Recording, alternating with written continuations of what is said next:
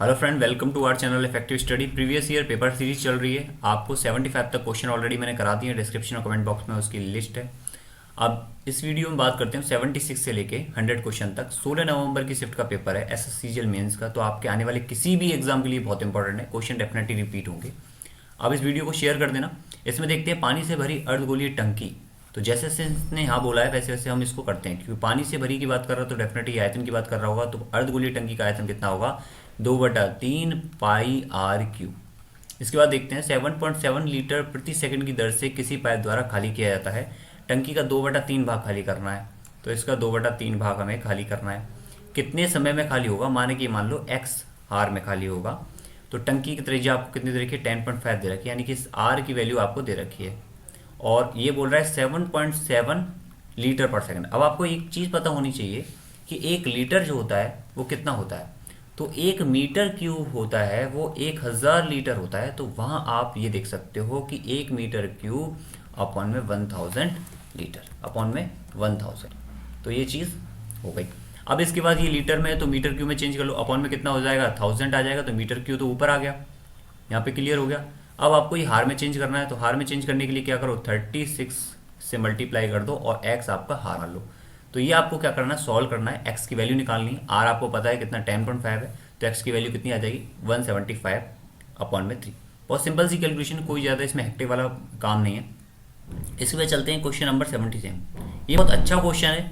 मान लो A is not equal to B. 2 अंकों वाली अभाज्य संख्या इस प्रकार है कि बी ए भी अभाज्य है। ऐसी सभी संख्याओं का योगफल बताना। ये बहुत अच्छा क्वेश्चन है। अब इसमें कोई मेथड नहीं है, इसको नॉर्मली हम करेंगे। ए और बी आपको बोला है अभाज्य संख्या है और बी ए भी क्या है? अभाज्य संख्या है। दोनों अभाज्य, ध्यान रखना।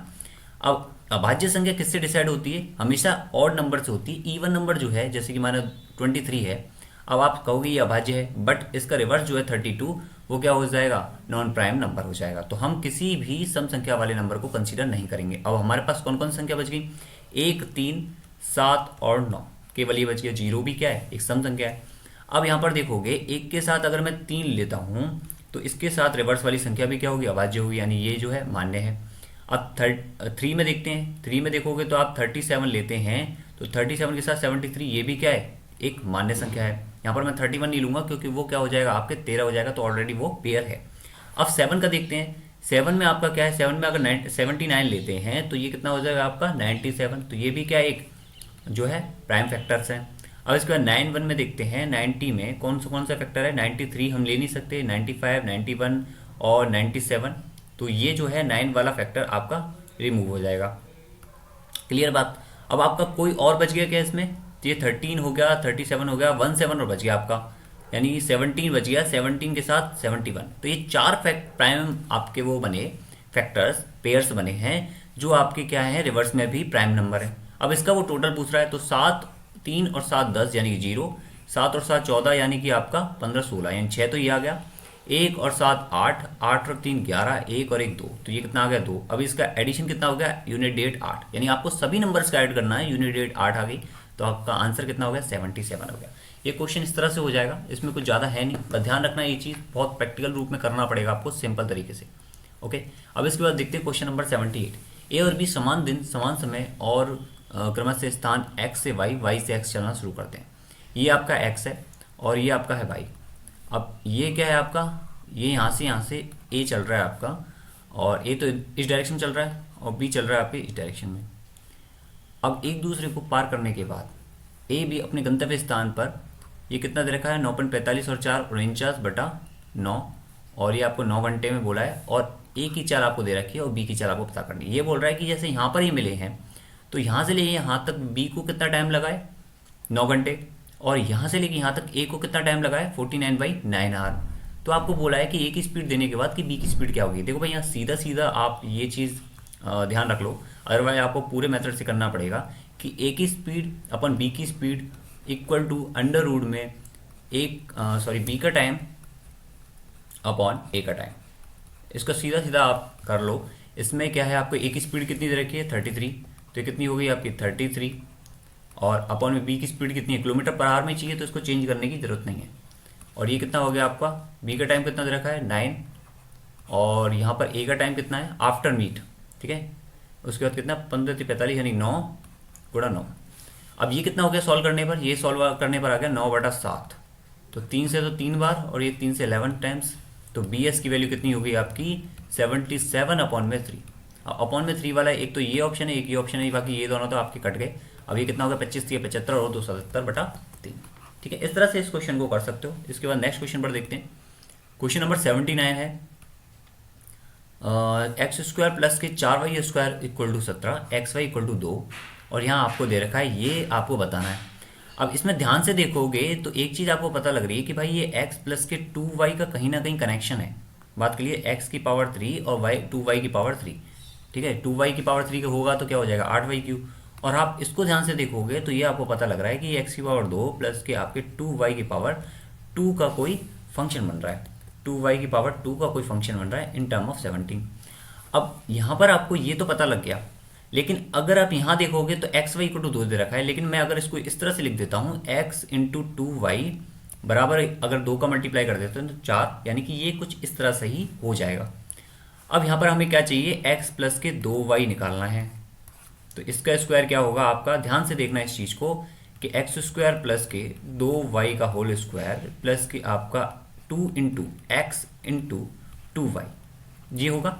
अब यहाँ पर आपको वैल्यू क्या पता है, ये वैल्यू पता है आपको कितनी तरह की 17, और आपके 2 आपको नहीं पता है, x इंटू 2y की वैल्यू कितनी तरह की 4, तो 4 दूनी 8 और 7 कितने को 15, वो सॉरी 25। तो आपके x प्लस के 2y कितना आ गया यहाँ से, ये आ गया आपका 5। बात क्लियर है, ये सिंपल सा तरीका था। अब इसके बाद चलते हैं हम इस वाली बात पे। तो ये कितना हो गया आपका, ध्यान से देखोगे तो इसको x plus a³ plus y³, यानी कि ये कितना हो गया x प्लस के 2y मल्टीप्लाई में ये कितना हो गया यहाँ पे x प्लस के 2y का होल स्क्वायर माइनस के x इंटू 2y और इंटू 3। तो ये आपका फॉर्मूला हो गया। अब आपको जस्ट वैल्यू पुट करनी है, आपको वैल्यू निकालनी है इसकी। x प्लस के 2y आपको पता है कितना, x प्लस के 2y आपने यहाँ से निकाला 5, तो 5 माइनस के 5 का स्क्वायर यानी कि 25 माइनस के, ये आपका बाहर 5 हो गया, इसका तो 5 हो गया और ये आपका 25 हो गया।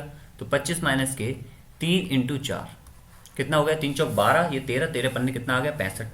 तो 13 पन्ने 65 आ गया, तो आपका आंसर क्या होना चाहिए 65 होना चाहिए। बात क्लियर है। इसके बाद चलते हैं नेक्स्ट क्वेश्चन पर। क्वेश्चन नंबर 80 कह रहा है कि किसी टीवी को 8% लाभ पर बेचा गया। चलो पहले स्टार्ट करते हैं। मैंने आपको बताया कभी भी ऐसी बात आती है तो आप C, S और M को देख लो, लिख लो और उसी फॉलो में उसी आप अकॉर्डिंग काम करो। किसी टीवी को 8% लाभ पर बेच रहा है। अगर माना खरीदी उसने 100 रुपये की, 8% लाभ पर बेचा यानी 108 रुपये में बेच दी। अगर 714 में अधिक में बेचता तो लाभ होता उसे 15% का, यानी कि उसको लाभ 115% का हो रहा है, यानी 115 रुपीज़ का हो रहा। तो यहाँ पर डिफरेंस कितने का देख रहे हो आप 7 का, बट ये बोल रहा है कितने का 714 का। आपके अकॉर्डिंग यहाँ पर 7 रुपये का ज़्यादा डिफरेंस आ रहा है। ठीक है, तो इसके अकॉर्डिंग कितने आ रहा है 714 रुपये का। तो यानी ये आपको पता लग गया कि 7 जो है वो 714 के बराबर है। अब आपको अगर कॉस्ट प्राइस निकालनी है तो आप यहाँ से भी निकाल सकते हो, उसके बाद आपको जो पूछा है वो भी निकाल सकते हो। तो 7 एकम 7, 7 दूनी 14, यानी कि आपको ये पता लग गया कि 10200 क्या हो गया आपका कॉस्ट प्राइस, यानी कि क्रय मूल्य। अब इसके बाद पढ़ते हैं 18% लाभ प्राप्त करने के लिए टीवी का विक्रय मूल्य क्या होगा। अरे भाई निकाल लो, इसका 18% निकाल के जोड़ दो, या फिर आपका इसका 118% ही निकाल लो। अब यहाँ से सीधा सीधा देखोगे तो लास्ट में यूनिट डेट कितनी आ रही है 6 आ रही है, बाकी किसी भी ऑप्शन में नहीं है, केवल एक ही ऑप्शन में, तो उसको डायरेक्ट टिक कर दो। बात क्लियर। इसके बाद चलते हैं नेक्स्ट क्वेश्चन पर। इसमें क्वेश्चन नंबर है 81। अमिता अपने घर से 3.5 किलोमीटर की चाल से चल रही है, 6 मिनट की देरी से स्कूल पहुंचती है। अगले दिन वह इतनी चाल से चलती है और 10 मिनट पहले स्कूल पहुंच जाती है। स्कूल और घर के बीच की डिस्टेंस। अब या तो आप प्रॉपर मेथड से करो, अदरवाइज इसका एक बहुत अच्छा सिंपल सा मेथड याद रख लो कि वो ये कि इसकी स्पीड कितनी आ रही है 3.5 किलोमीटर पर आवर। बात क्लियर है, सब कुछ kmph में चल रहा है। अब यहाँ पर उसको कितना टाइम लग रहा है 6 मिनट की देरी हो रही है, और यहाँ पर कितना हो रहा है 6 मिनट की, वो 10 मिनट का जल्दी पहुँच रही है। तो बीच का डिफरेंस देखोगे तो 16 मिनट का डिफरेंस है। हार में चेंज करोगे तो कितना होगा 16/60। और आपकी स्पीड में डिफरेंस कितना है आपका, यहाँ पर देखोगे 3.5 और आपके 4.5, यानी कि 1 किलोमीटर पर आवर का डिफरेंस है। पहले स्पीड कितनी थी आपकी 3.5, दूसरी स्पीड कितनी है आपकी वेट, दूसरी स्पीड कितनी है आपकी 4.5। तो ये किसके बराबर हो जाएगा, आपकी स्पीड आ जाएगी। अब यहाँ से आप किसको कैलकुलेट कर लो, पॉइंट कट गया, ये 0 0 आ गई, ये कितनी हो गया 12 पन्ने 60, यानी कि कितना 12 बार, और ये आपके 7 टाइम्स, तो जो भी आपका आंसर आएगा वो 7 का मल्टीपल आएगा। तो आपका ये तो कट गया, ये कट गया। अब आगे देख लो, आगे कितना हो गया, ये 3 से 4 बार, और 3 से कितनी बार, 15 बार, और ये 4 से 4 बार। ओके, ये 25, 25 से 5 से 5, और ये आपका 3, तो 7 21/5, तो कितना हो गया, 5 चौक 20, 4.2। ये आंसर आ गया आपका किलोमीटर में। अब इसके बाद चलते हैं नेक्स्ट क्वेश्चन पर। क्वेश्चन नंबर है 82। हाँ जी, 82 क्वेश्चन देख रहे हैं। 10 सेंटीमीटर ऊंचाई वाला एक ठोस लंब प्रिज्म का आधार एक वर्ग है।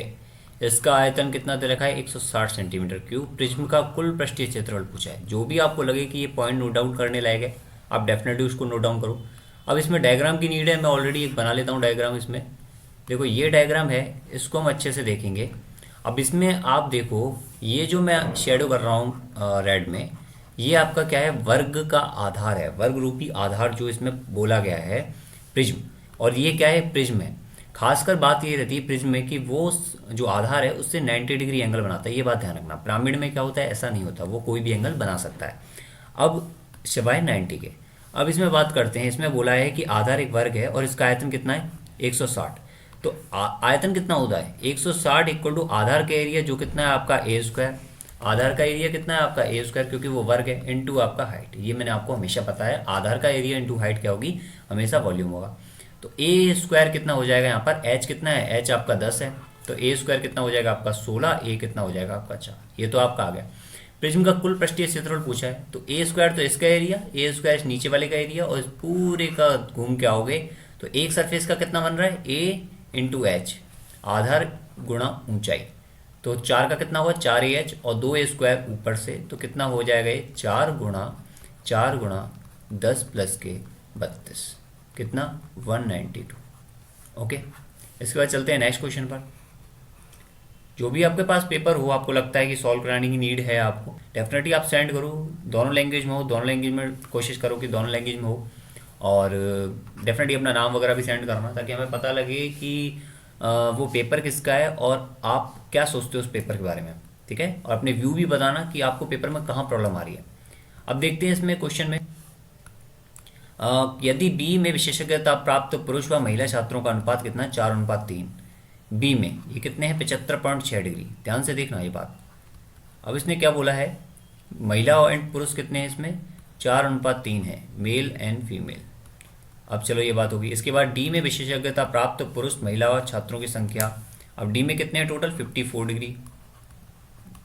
इसमें विशेषज्ञता प्राप्त मेल एंड फीमेल कितने हैं, 8:7, 8:7।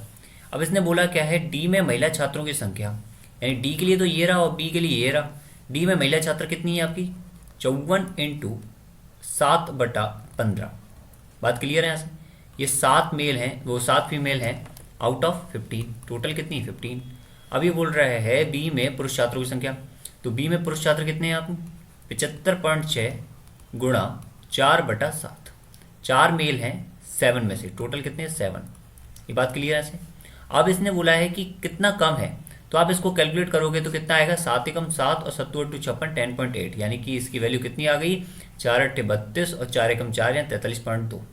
अब इसको कैलकुलेट करते हैं, ये कितना होगा, 7 चौक 28 2, और ये कितना होगा 7 5 35, 35 और 2 37 बटा 15। 15 से 15, 15 दूनी 30 और आपके 7, 15 15 5 75 और 15 दूनी 30, यानी 25.2। अब ये बोल रहा है 43.2 से कितना परसेंट कम है आपके 25.2। तो यहाँ देखो आपके कितना कम है, ये 18, और किस में से आएगा, 43.2 में से, इंटू आपका 100। बात क्लियर है। 43.2 का 50% निकालो यहाँ से, क्योंकि ऑप्शन देखोगे 50% के नियर है, तो 50% निकालोगे तो लगभग आएगा 2 दूनी 4 और ये 21.6। लेकिन ये 18 जो है वो 21.6 से कम है, इसका मतलब वैल्यू जो है 50% से कम आएगी। तो आपका ये ऑप्शन कट जाएगा, ये ऑप्शन कट जाएगा, केवल पहला और तीसरा ऑप्शन बचेगा। आप किसी एक ऑप्शन को लेके चेक कर सकते हो। बात क्लियर है। ये सिंपल सा कंसेप्ट है, आपको ये चीज़ें आनी जरूरी है ताकि एग्जाम में आपसे कोई चीज़ भी ना छूटे। ओके, अब यहाँ देखो, ए किसी कार्य को कि 1/3 भाग को 30 दिन में कर रहा है। यहाँ पे बी दे रखा और सी दे रखा, 3 लोग हैं, ए बी और सी। अब बात हम एलसीएम की भी करेंगे जब भी ऐसे क्वेश्चन में आएगी। तो 1/3 भाग को कर रहा है 30 दिन में, 1/3 भाग को कर रहा है 30 दिन में, तो एक भाग करेगा 30/1 गुणा 3, ये याद रखना, डायरेक्ट करना अब की बार कितना हो गया 90 डिग्री, 90 दिन। अब यहाँ पर बी उस कार्य के 2/5 को कर रहा है, यानी 12 पंजे 60 डेज। सी का नहीं दे रखा है इसने। एलसीएम कितना आ गया इसका, एलसीएम मान सकते हैं 180। तो यहाँ कैपेसिटी कितनी आ गई, मैंने आपको ये बताया एलसीएम जो होता है वो डेज और कैपेसिटी का मल्टीपल होता है। तो यहाँ कितना आ गया 2 और यहाँ कितनी आ गई 3। इसने बोला 20 दिन तक काम किया है दोनों ने साथ में, ए और बी ने। तो ए अगर 2 ईंट उठाता है एक दिन में और बी उठाता है 3, तो 20 दिन में टोटल कितनी ईंट उठा देंगे वो, 100 ईंट उठा देंगे। कितनी ईंट बच गई आपकी, 80 ईंट बच गई, ये बच गई हैं। अब इसने बोला सी शेष कार्य को 8 दिन में पूरा कर दिया, यानी 80 काम को वो 8 दिन में पूरा कर रहा है। 80 उसके पास एलसीएम बचा हुआ है जिसको वो 8 दिन में निपटा रहा है, तो उसकी कैपेसिटी क्या हो गई, उसकी कैपेसिटी होगी 10। अब पूछा क्या आपसे, ए बी सी एक साथ अगर मिलकर काम करें तो कितने दिन में काम कर लेंगे, तो इनकी कैपेसिटी मिलकर कितनी होगी 15। आपका एलसीएम कितना आना चाहिए, एलसीएम तो 180 ही आना चाहिए। तो एलसीएम इसका डिवाइड करो तो कितना आ गया, डेज इतने आ गए आपके 12 डेज आ गए। आपकी कैपेसिटी कितनी है 15, तो एलसीएम कितना आ गया 180, 12 आपका आंसर हो गया। ठीक है, बात क्लियर है। चलो नेक्स्ट चलते हैं इसमें 85 क्वेश्चन पर। एक्स वह बड़ी से बड़ी संख्या जिसमें 955, 1027, 1075 को विभाजित किया जाता है, तो प्रत्येक मामले में समान शेषफल प्राप्त होता है। ओके, तो बताओ एक्स का गुणक कौन नहीं है। तो हम बहुत अच्छा गेम खेलेंगे इसमें, कई बच्चों को अगर नहीं पता ये चीज़ें कैसे हो रही हैं ये, तो सबसे पहले क्या करो, आप इन दोनों का डिफरेंस निकाल लो। कितना आ गए 45 और 27 आपका 72। ओके, इन दोनों का डिफरेंस देखोगे तो कितना आ जाएगा आपका 48। अब यहाँ पे इन दोनों का डिफरेंस देखो कितना आ गया 24। बस आप यूँ देख लो कि 24 में 4 का डिवाइड जा रहा है 4 है, 6 का डिवाइड जा रहा है 4 है, 8 का डिवाइड जा रहा है 4 है, 16 का डिवाइड नहीं जा रहा है। तो इसका मतलब आंसर क्या हो गया, ये हो गया। उसने पूछा है नहीं है। ओके, सिंपल सा क्वेश्चन है, इसको नोट डाउन कर लेना। इसके बाद चलते हैं क्वेश्चन नंबर 86। इसमें देखो ध्यान से 0.57 बार कैसे सॉल्व करते हैं इसको। 57 बार है, 2 के बीच में है, तो आप इसको 99 लिख दोगे। इसके बाद चलते हैं इसका नेक्स्ट, यहाँ क्या दे रखा 0.432, तो 432 आप सीधा सीधा लिखो, माइनस के जिस पर बार नहीं है उसको घटा दो। और कितने हैं यहाँ पर, किसके बीच में, कितने के ऊपर है, 2 के ऊपर है, तो दो बार आप क्या लिखोगे 9 लिखोगे। और आपका एक ब्लैंक छूटा हुआ है, ये आप क्या लिख दोगे 0 लिख दोगे।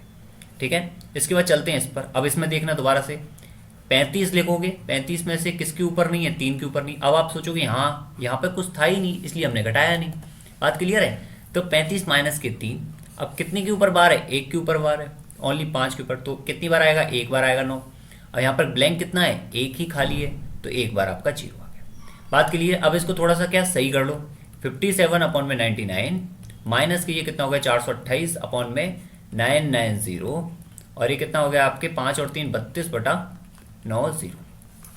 अब देखो अगर आप एलसीएम कितना लेते हो 990 लेते हो, तो इसको क्या लिखोगे 570 माइनस के 428, और ये कितना हो गया प्लस के 11 से गुणा करोगे तो 2, ये कितना हो गया 2 और 3 5, और ये आपका 3।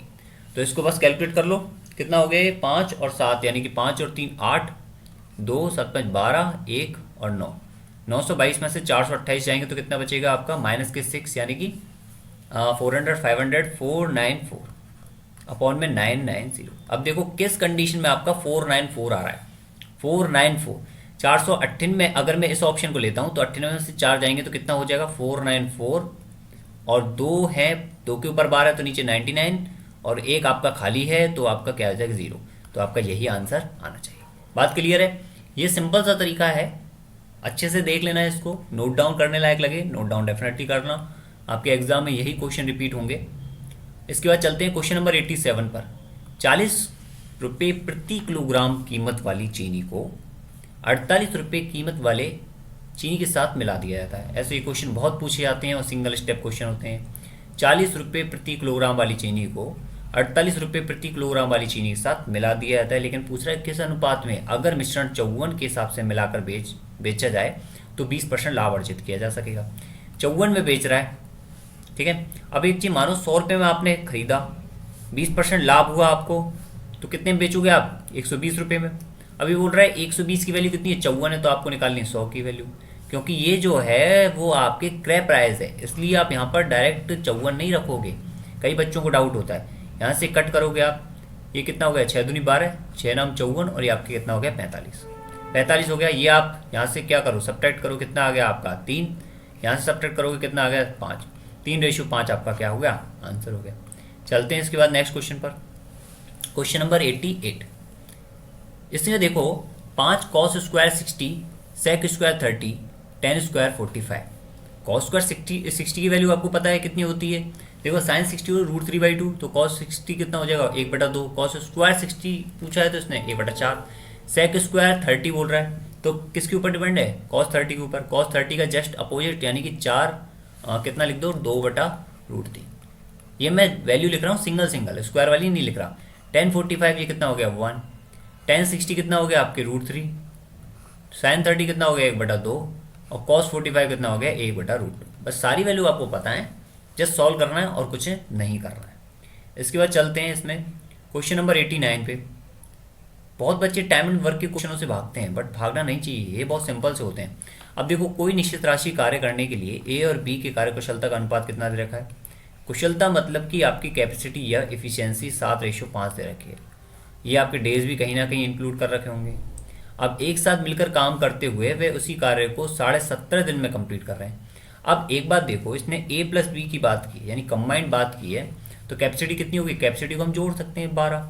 इसने बोला है कि उसी कार्य को 17.5 दिन में कर रहे हैं, यानी कि ये कार्य करने में कितने दिन लगा रहे हैं, 17.5। तो यहाँ पर हमें ये पता लग गया कि एलसीएम कितना है भाई, एलसीएम इसका 12 गुणा 17.5 है।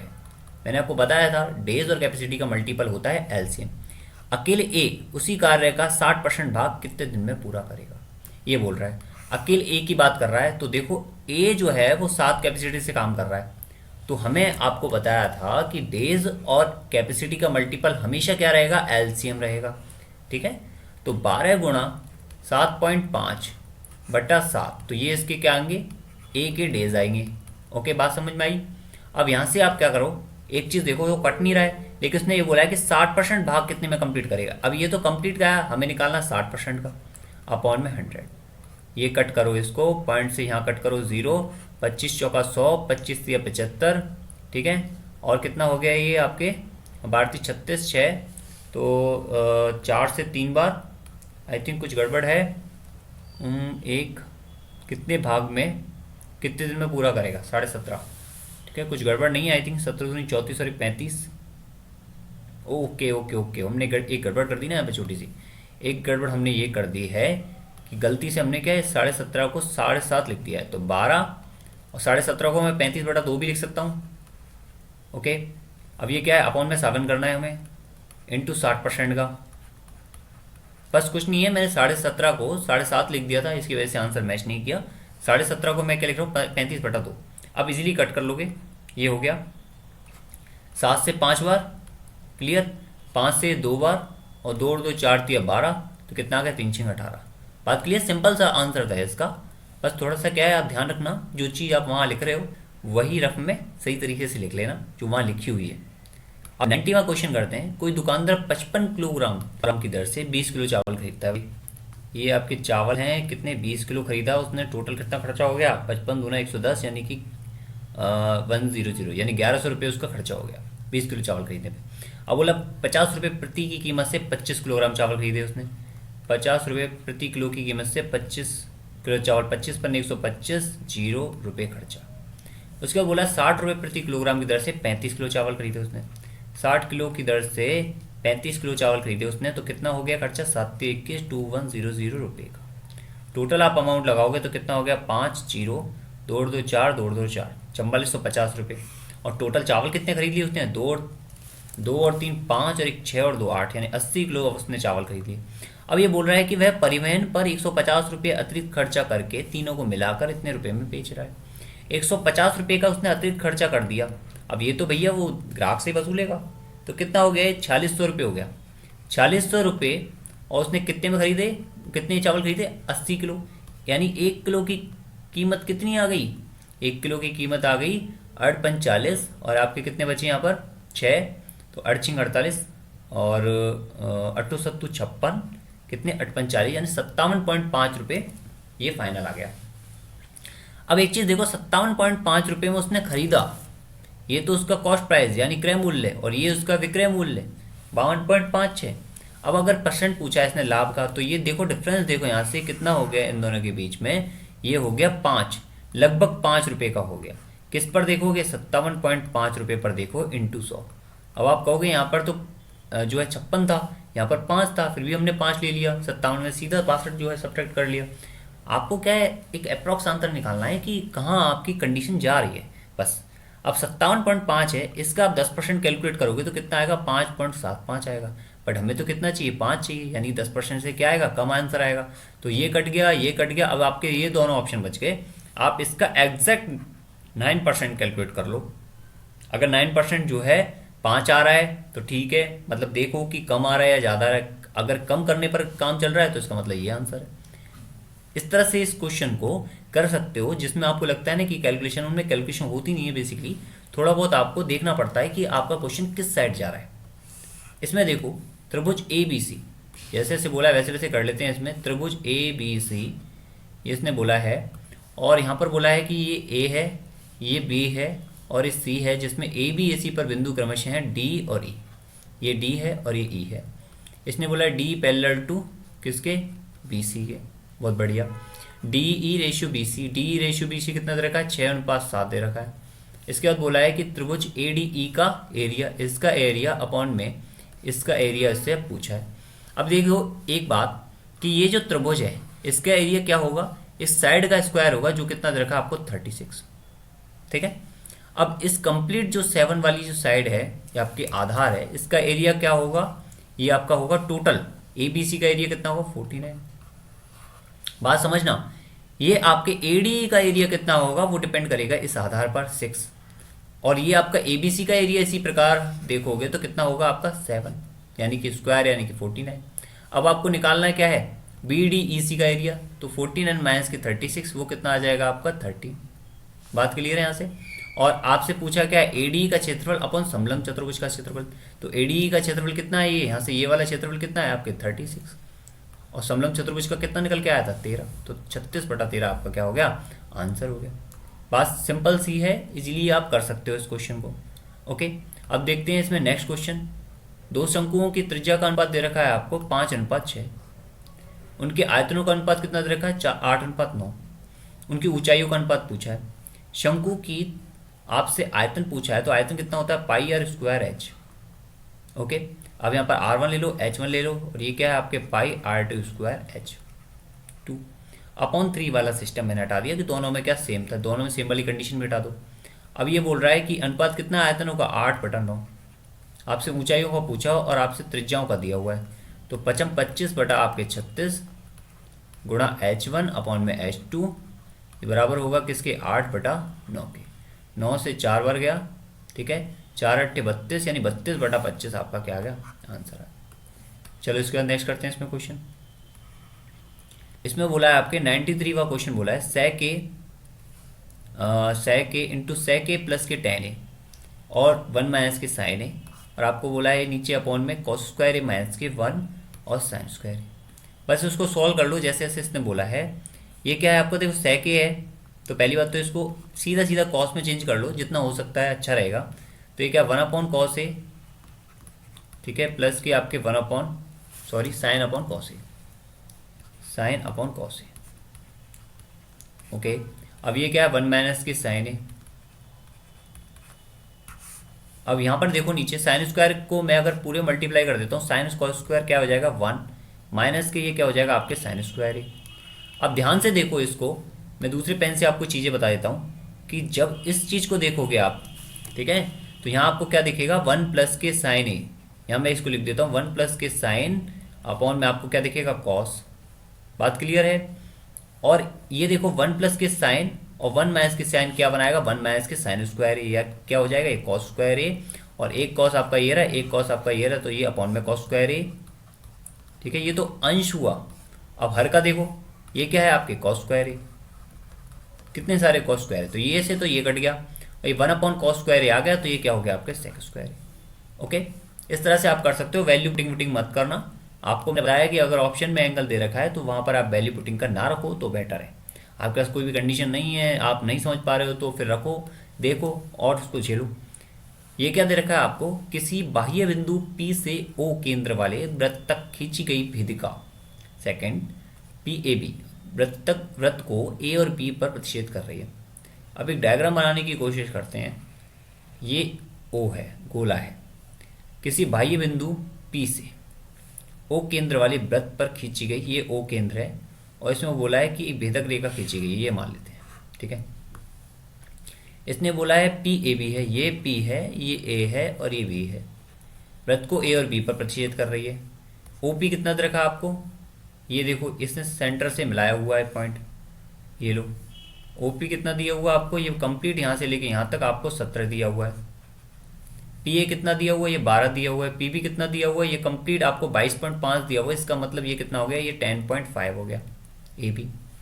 वृत्त की त्रिज्या पूछी है।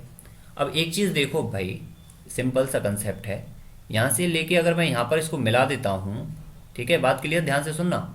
इसको क्या बोल सकता हूँ, R बोल सकता हूँ, R बोल सकता हूँ। और मैं एक चीज़ बोल सकता हूँ, अगर मैं इसको यहाँ से रिमूव कर दूँ और थोड़ा सा इसको दोबारा से बना देते हैं, और ये कम्प्लीटली OP कितना दे रखा था, 17 दे रखा था, तो मैं अगर इसको R बोल रहा हूँ तो इसको मैं क्या बोल सकता हूँ, यहाँ से लेके यहाँ तक 17 माइनस के R बोल सकता हूँ। अब आपको ये पता होगा कि जब मैं स्पर्श रेखा का स्क्वायर करता हूँ, जैसे PT है कोई स्पर्श रेखा, तो वो क्या होगा, PA इंटू PB। सेम किसके बराबर होगा, ये अगर मैं इसको x ले लेता हूँ और इसको y ले लेता हूँ, तो ये क्या होगा, PX इंटू PY। अब यहाँ से आपको सारी वैल्यू पता है, PA कितना है 12, PB कितना है आपका 22.5, ओके, और PX कितना है यहाँ पर 17 माइनस के R, और PY कितना है आपके 17 प्लस के R। बस ये करना है। अब R की वैल्यू पुट करने के लिए क्या करना पड़ेगा, देखो सिंपल सी बात है, इसको पूरी तरह से सॉल्व कर लो। सिंपल सा 289, ठीक है, माइनस के R स्क्वायर, और ये माइनस के R स्क्वायर हो जाएगा, क्योंकि A minus B A plus B है, और ये मल्टीप्लाई करोगे तो 12 पन्ने 60, और 12 दूनी 24, 3, 12 दूनी 24 और 3 27, 270। बात क्लियर है, 270 आ गया। तो R स्क्वायर 270, तो R स्क्वायर कितना आ गया, 19 आ गया। तो R की वैल्यू कितनी आ गई, अंडर रूट में 19।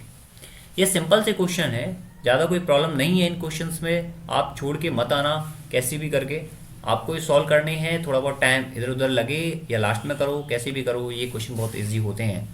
किसी कक्षा के अनुभाग A और B में छात्रों की संख्या दे रखी है, A और B में छात्रों की संख्या दे रखी है 40 और 52। सभी छात्रों का गणित में औसत स्कोर कितना आ रहा है, 75 आ रहा है, ओके। A के छात्रों का औसत स्कोर B के छात्रों के औसत स्कोर से कितना है, 20% अधिक है। अगर माना कि B के छात्रों का औसत स्कोर कितना है, X है, ये मान लो, तो इसके छात्रों का औसत स्कोर कितना हो जाएगा, 1.2x। तो अनुभाग B में छात्रों का औसत स्कोर क्या है। अब एक चीज़ देखो भाई, इसने औसत स्कोर कितना बताया, 75, क्लियर बात। तो यहाँ से यानी 75 कितने लोगों का है, 75 है आपके 40 और 52 यानी कि 92 स्टूडेंट्स का। एक सबसे सिंपल तरीका तो ये है कि 75 इंटू 92, ये तो टोटल स्कोर हो गया।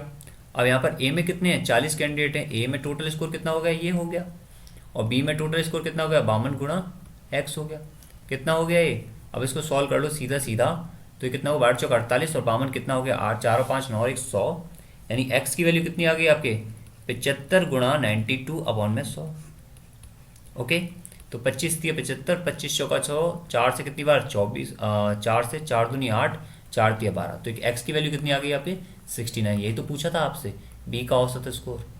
बात क्लियर, B का औसत स्कोर ही तो आपसे पूछा था। अब इसके बाद चलते हैं नेक्स्ट क्वेश्चन पर, क्वेश्चन नंबर 96। इसमें आपको बोला है 11 माइनस के √3 √8 और a प्लस के b√2, और ये आपको बोला है कि 2a प्लस के 3b का मान क्या होगा। अब यहाँ पर एक चीज़ देखो, एक चीज़ आपको ध्यान रखनी होगी थोड़ी सी, कि यहाँ पर आपको a जो है, ये कंप्लीट जो आपको दे रखा है वैल्यू, ये कंप्लीट क्या है, आपकी नॉन अंडर रूट वैल्यू है। नॉन अंडर रूट वैल्यू का मतलब जैसे ये अंडर रूट में आ रहा है, तो आपको कंपेयर करने के लिए इसको भी इसी फॉर्म में बनाना पड़ेगा, जिसमें √2 का एक मल्टीप्लायर होगा और रिमेन आपका एक कोई कांस्टेंट होगा, जिसमें कोई भी मल्टीप्लायर नहीं होगा, जो आपको यहाँ दे रखा है। अब इस चीज़ को ध्यान से देखो, इसको दो तरीके, या तो मैं इसे स्क्वायर कर दूँ, स्क्वायर करने पर थोड़ा सा क्या कॉम्प्लिकेटेड हो सकता है, अदरवाइज क्या है, इसी को मैं स्क्वायर बना लूँ। जैसे कि यहाँ पर क्या है, आपको √2 इसको हटाओ, ये क्या होता है कि आपके 3 दे रखा है, तो 3 इंटू 2 इंटू √2 ये हो सकता है। ये चीज़ क्या हो सकती है, ये चीज़ आपकी ये बन सकती है, ओके। √8 क्या हो सकता है, 2 √2 हो सकता है। अब ध्यान से देखो, जब मैं इसको यहाँ लिखूंगा, क्योंकि ये क्या टर्म है, ये टर्म है एक तरह से, इसको और मैं अच्छे से लिख देता हूँ, तो 2 × 3 × √2। अगर मैं ए को 3 बोल देता हूँ, बी को 2 बोल देता हूँ, तो मुझे a² + b² जो है वो देखना पड़ेगा कि 11 आ रहा है या नहीं आ रहा। तो a² कितना हो गया 9, b² कितना हो गया 2, 11 आ रहा है। तो इसका मतलब ये जो फिगर है कंप्लीट 11 - के 3 √8, ये क्या बन जाएगी आपका कि 3 + के 3 - के √2 का होल स्क्वायर का अंडर रूट। अब करके देखो, 3 और 3 × 9 और 2 11 और माइनस के 3 √8। अब ये बराबर किसके हो गए, a + के √2 b के, ये बराबर दे रखा है। तो फाइनल स्क्वायर से अंडर रूट कट जाएगा पूरा, तो 3 - के √2 = a + के √2 b। अब यहाँ से b पता लग गया आपको कि -1 है, a पता लग गया कि आपको 3 है। तो 3 दूनी 6 माइनस के 3 कितना आंसर आ गया आपका 3। ओके, इस तरह से आप इन क्वेश्चंस को कर सकते थे। इसके बाद क्वेश्चन नंबर चलते हैं 97 पर। 97 क्वेश्चन कह रहा है, इसने बोला है कोई विक्रेता अपनी वस्तु पर क्रय मूल्य से 40% अधिक अंकित करता है। यानी एक वस्तु की कीमत उसके पास 100 रुपये है, उसके पास वस्तु कितनी है 100 मान लेते हैं, 100 रुपये उसकी क्या है कीमत है। उसने बोला 40% अधिक अंकित कर रहा है, इसका मतलब वो कितनी हो गई उसकी अंकित कीमत 140 रुपये। 60% वस्तु है, यानी कि टोटल कितनी वस्तुओं की बात कर रहा है, अभी 60 वस्तुओं की बात कर रहा है, जिसको अंकित मूल्य पर 10% डिस्काउंट देकर बेच रहा है। 1 बाई 1 कर रहे हैं हम चीज़ों को। 10% डिस्काउंट कितना हो गया इसका 14 रुपये, यानी कि कितनी में बेची उसने 126 रुपये में। बात क्लियर समझ में आई। उसने 126 रुपये में बेच दी कितनी वस्तुएं, 60 वस्तुएं। अब यहाँ बोल रहा है शेष वस्तुएं जो कितनी बच गई आपकी 40, 50% छूट देकर बेच रहा है। इस पर 50% छूट कितनी हो गई, 50% छूट होगी 70, तो रिमेन कितनी बच गई 70 रुपये में बेची। अब ये बोलो कि ये कुल लाभ हानि में से पूछ रहा है क्या हुआ।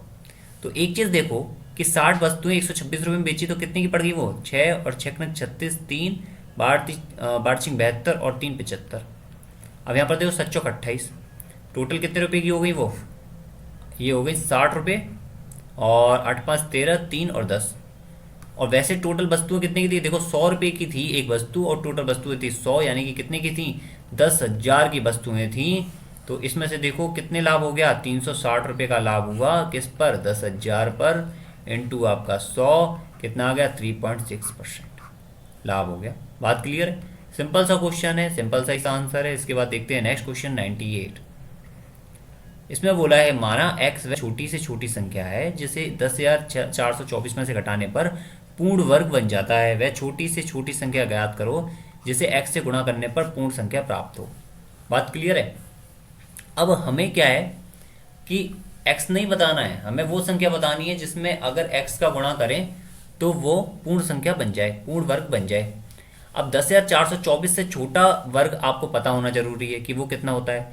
अब भाई देखो 90 है, 90 से ऊपर आपको 100 पता है कि भाई 100 है, 100 का वर्ग कितना होता है 1,000,000, यानी 10,000। एक है 10,000 से 424 जाता है। बात क्लियर है। अगर मैं 102 का स्क्वायर करूंगा तो कितना आएगा 104 और 04, ये कितना है ठीक है, सॉरी 102 10404। बात क्लियर है, ये आएगा आपका। अब यहाँ पर देखो कितना ज़्यादा है 24, तो एक संख्या घटानी है। अब इसमें से कितनी घटानी पड़ेगी, यानी कि हमें 20 घटानी पड़ेगी। तो 20 घटानी पड़ेगी तब जाके ये कितना आएगा 10,404 आएगा, जो किसका वर्ग होगा, जो आपका वर्ग होगा 102 का। तो 20 घटानी पड़ी। अब बोल रहा है कि ये संख्या कौन सी आ गई x आ गई, में गुणा करें कि पूर्ण वर्ग प्राप्त हो। अब 20 में किसका गुणा करेंगे पूर्ण वर्ग बन जाए, 2 का गुणा करने पर पूर्ण वर्ग बनेगा, नहीं बनेगा। 40 क्या पूर्ण वर्ग होता है, नहीं होता। 120 पूर्ण वर्ग होता है, नहीं होता। 100 पूर्ण वर्ग होता है, 5 × 20 100 पूर्ण वर्ग होता है। तो ये आंसर हो गया। 60 भी पूर्ण वर्ग नहीं होता। बात क्लियर है। तो आंसर कौन सा हो गया आपका, सी ऑप्शन। इसके बाद चलते हैं क्वेश्चन नंबर 99 पर। किसी बेलनाकार पात्र के आधार की परिधि बेलनाकार है तो गोला बनेगा नीचे, तो 2πr कितना दे रखा है 158.4 सेंटीमीटर। ऊंचाई कितनी दे रखी है 1 मीटर, यानी पहले तो इसको सेंटीमीटर को मीटर में चेंज करोगे तो क्या होगा, ये ऐसा हो जाएगा। कितना लीटर पानी होगा, और एक और चीज़ आपको यहाँ जरूरत पड़ेगी, वो क्या है 1 मीटर क्यूब बराबर होता है 1000 लीटर। क्लियर।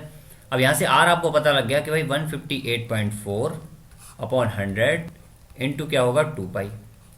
और आपको बोला है कि आयतन बताना है कितना लीटर पानी जा रहा है, इसका मतलब आयतन बताना है। आयतन में डायरेक्ट लिख देता हूँ, पाई आर स्क्वायर इंटू एच होता है। पाई कितना आपको पता है, आर कितना है, ये आपका 158.4 अपॉन में आपके 2 पाई इंटू आपके 2 पाई इंटू आपके 158.4 अगेन और इंटू आपके 1/10 इंटू 1/10 क्यों मैं अलग लिख रहा हूँ, 10 की पावर 4 ही तो लिखना है मुझे इसका।